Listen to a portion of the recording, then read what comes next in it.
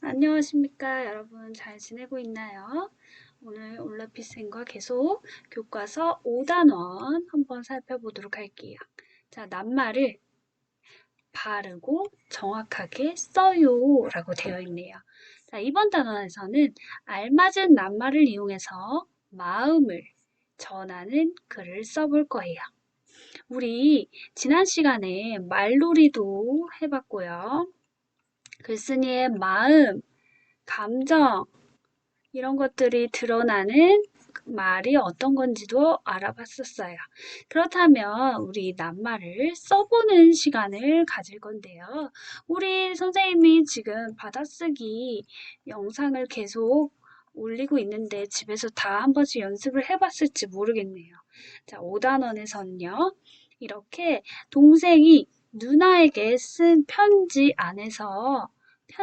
안에 어떤 것이 잘 써져 있고 어떤 것이 잘못 써져 있는지 우리가 읽어보면서 시작을 할 거예요. 자, 이 누나가 동생의 편지를 받고 뭔가 두 가지의 생각을 하고 있어요. 음, 다치지 말고라고 되어 있는데 이게 어떤 의미인지 1번인지 2번인지 혼란스러워하고 있죠. 자, 이렇게 혼란스럽지 않기 위해서는 우리가 낱말을 정확하게 써야 된다는 거죠. 정확하게 쓰는 거 이번 5단원에서 배울 예정입니다. 그래서 이 누나가 동생의 편지를 두 가지 의미로 이해한 이유가 무엇일까? 그 이유를 알아봤더니 소리가 비슷한 낱말이 헷갈렸기 때문이에요. 뭐가 비슷해요? 소리가 비슷한 낱말. 우리가 받아쓰기를 할 때 선생님이 정확하게 문이 닫힌다 할 때, 닫힌다라고 하시는지 아니면 닫힌다라고 하시는지 이것도 빨리 얘기하면 닫힌다. 둘 다 발음이 구분이 안 가잖아요. 그렇죠? 그래서 이 두 가지의 소리에 비슷한 말이 왜 헷갈렸는지 경험을 먼저 나눠볼 거예요.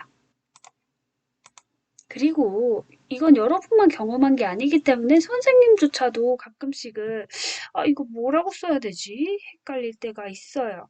그런 경험들 함께 우리 나눠볼 거예요. 그렇게 준비 과정을 잘 끝낸 친구들은요. 무엇을 배울지 확인을 하신 다음에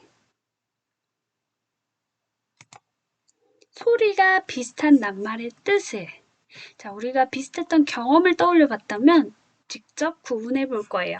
여기에는 선생님이 이 걸음과 이 걸음이 소리는 똑같지만 어떻게 다른 의미를 갖는지 선생님 설명해 줄 거예요.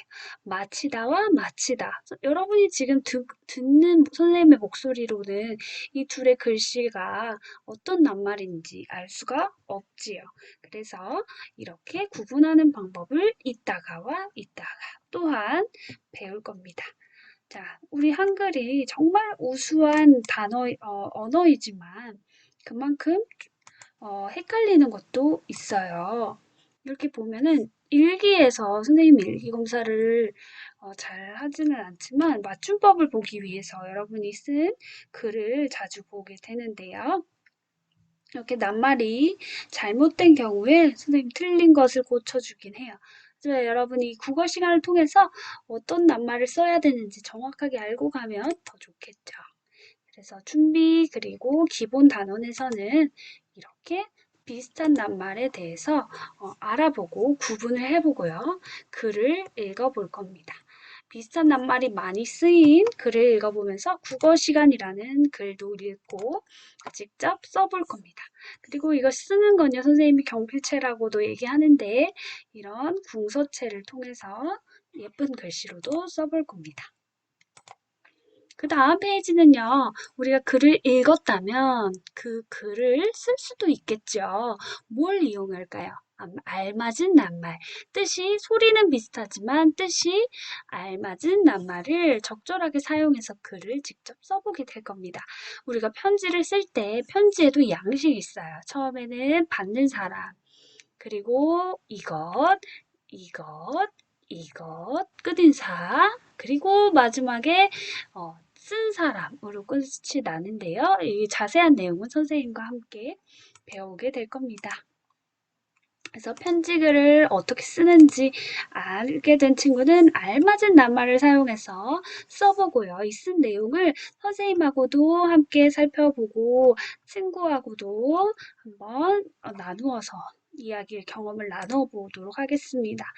이렇게 해서 편지를 쓴 다음에는 친구에게도 직접 편지를 써볼 겁니다. 이렇게 마음을 전하는 편지를 쓸 건데 우리가 마음을 나타내는 말이 뭔지 알게 됐고 낱말이 비슷한 소리에서도 어떻게 구분되었는지도 알게 됐어요. 그래서 쓰는 방법도 정확하게 알게 된 상태이기 때문에 여러분은 편지를 쓰고 나서 본인이 국어에 대해서 얼마나 더 가깝게 되었는지를 직접 평가하고 마지막으로 정리할 수 있게 될 겁니다. 이렇게 해서 5단원에서는 알맞은 뜻을 가진 이 말의 구분과 사용법을 알게 되고 정확하게 쓰게 될 겁니다. 그러다 보면 이런 편지글에서도 이런 누나가 헷갈리지 않게 당황하지 않게 바른 언어를 써서 낱말을 정확하게 쓸 수 있겠죠. 그렇게 해서 선생님하고 5단원 공부할 겁니다, 여러분. 자, 이제 학교 올 날이 얼마 남지 않았어요. 여러분, 힘내세요. 알겠죠? 그럼 다음 시간에 또 뵐게요.